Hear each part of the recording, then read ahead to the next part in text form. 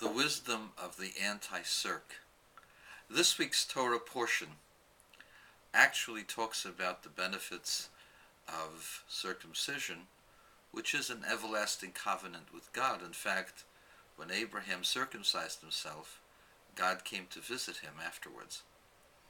And in the process, God sent 3 angels, one of which was to bless Abraham and Sarah with having a child at an advanced age of 100 and Sarah being 90. The second thing, to destroy the city of Sodom and Gomorrah, to destroy the evildoers, and to save Abraham's nephew Lot while healing Abraham. During this process of studying the Parsha, there's a section about sodomy. There's also the section concerning circumcision, that Isaac was circumcised at 8 days. And so I have the liberty to discuss what I said in my previous video and some of the comments, the wise comments that I have. One particular comment from some woman said I look like I'm 80 years old. I'm not 80, I'm 64, but she says, since you're 80 years old, you probably won't live that long, and I'm glad for that. If you're glad that some other person is not going to be alive, that's kind of sad, that a person wishes another person harm, even though I've never done anything to you. I have a different position than you. And I believe that circumcision not only is not harmful, but actually is beneficial. And that's my belief, and I'm entitled to my belief, as you're entitled to yours. The problem is that you think that yours is so superior because you come from the dregs of academia, where they smoke dope and waste their times and take classes that are meaningless for the most part. You have a very, very strong sense of arrogance, and wishing people dead is not exactly intelligent, nor is it prudent, because a person who thinks bad about others leaves himself open for similar things. I won't go ahead and elaborate on that.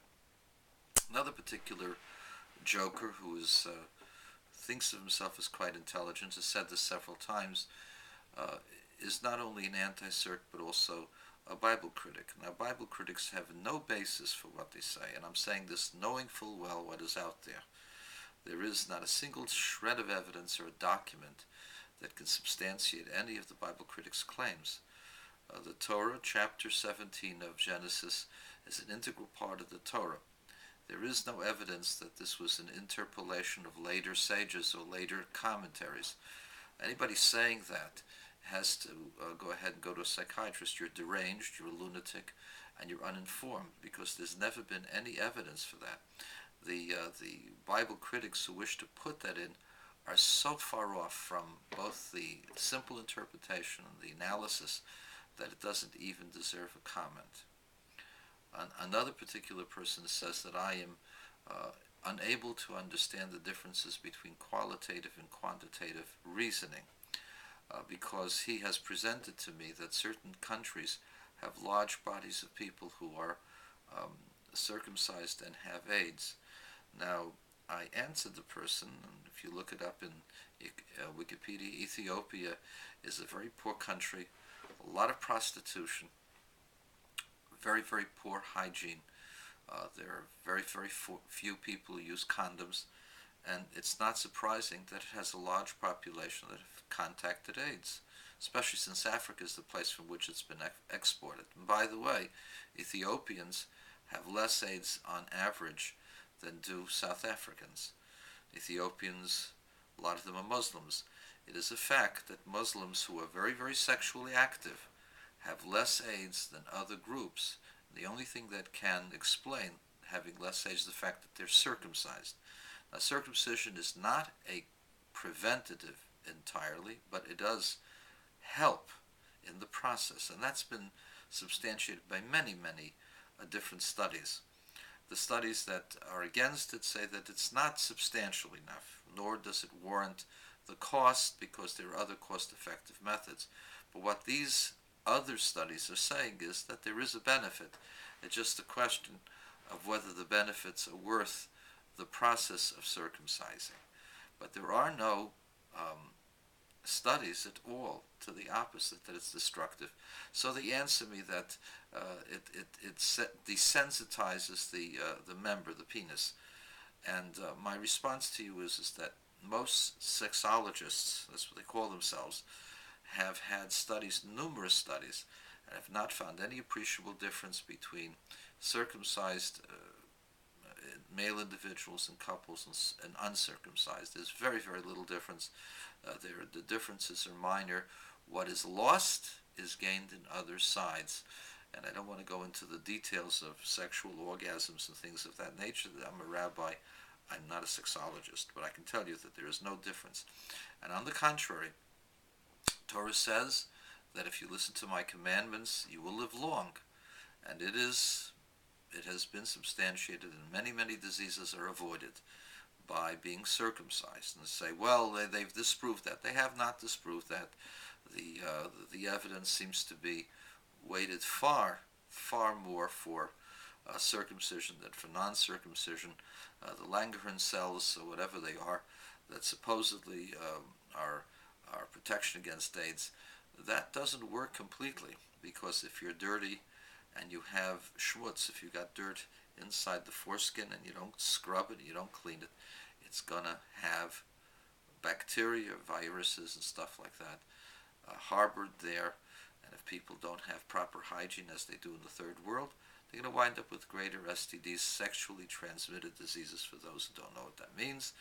And they're also going to have more AIDS. And that's been substantiated by many, many research tests. And the problem is, of course, the anti-circs are shrill and loud and yell. That's all they do, is that they yell and scream that these people are idiots and these people don't know anything, and that's what you call me. You call me an idiot, you call me a know-nothing.